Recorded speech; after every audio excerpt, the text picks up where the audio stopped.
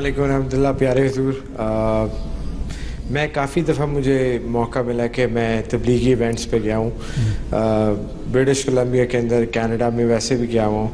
और हम अपना काम तो कर आते हैं, जिस तरह के हम ब्रोशर्स वगैरह देते हैं और वर्ल्ड विलेजेस काम कराते हैं। तो मैंने इसीलिए कहा सिर्फ अपना काम आपका ये नहीं है, अपना आपका काम फॉलो अप है। फॉलो अप असल काम है, वो नहीं आप करते। ये किसने कहा आपको अपना काम कराते हैं? आप अपना काम सिर्फ ब्रोशर दे के आ जाते हैं। जो मेन काम है फॉलो अप का, वो नहीं करते। हुजूर जिस अगर आप फॉलो अप करेंगे तो मेरा ख्याल आप जो सवाल करने लगे उसका जवाब मिल जाएगा। ठीक, हाँ जी, यही सवाल है ना? हाँ जी। कि फिर उसको किस तरह हम करें और किस तरह जाएं। इसलिए मैंने कहा था एक ब्रोशर देने के बाद अगला ब्रोशर आना चाहिए।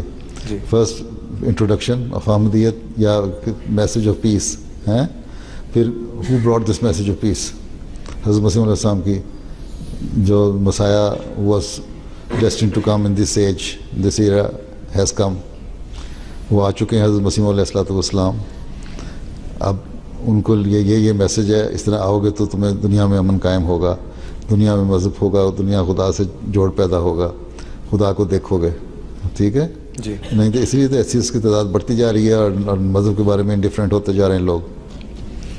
ठीक है, अगला स्टेप चलना पड़ेगा आगे। एक जगह अगर आपने फॉलो अप ना किया तो फिर तो यही है ना, छोड़ के आगे आप भूल जाएंगे, वो भी भूल जाएंगे। अब मैं 2005 में यहाँ आया था, 2005 में मैं आया था, अब 2013 में आया हूँ। बहुत सारे मुझे अहमदी भी मिले हैं, कहते हैं 2005 में मिले, आपको याद है? मुझे क्या याद रहता है 8 साल में?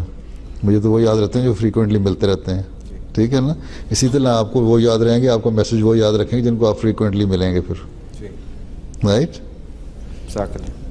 यही बात है ना? यही सवाल करना था ना? जी जी, हाँ जी, दे दो।